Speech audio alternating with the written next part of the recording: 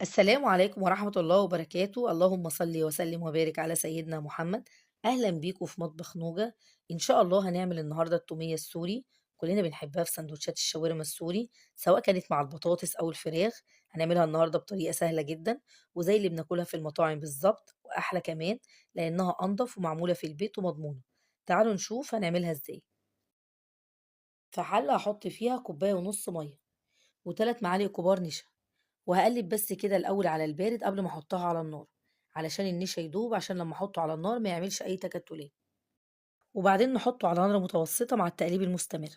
هنبتدي نلاحظ إن خليط النشا بيتقل معانا ولونه بقى أبيض شفاف. كده تمام، ده اللون والقوام اللي أنا عاوزة أوصله، لأن النشا لو فضل ني هيبوظ طعم التومية. هطفي عليه وأسيبه يبرد خالص، وبعدين نشوف الخطوة اللي بعد كده. في الخلاط أو الكبة هحط نص كوباية زبادي، والكوب هنا يا جماعة الكوب المعياري مش كوباية الزبادي الصغيرة. وهاحط عليه معلقة توم صغيرة ومعلقتين كبار خل وعصير ليمونة، ونضرب الخليط.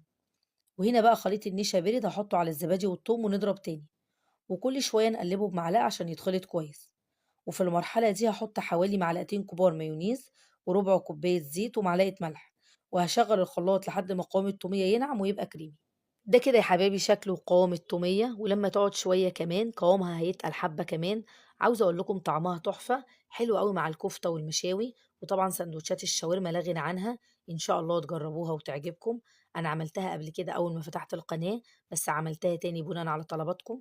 لو استفدتم من فيديو النهاردة ما تنسوش تعملوا لايك وشير للفيديو، ولو مش مشتركين في قناتي تشتركوا وتفعلوا الجرس الصغير علشان يوصل لكم اشعار بكل وصفاتي الجديدة. اسيبكم في رعاية الله، السلام عليكم.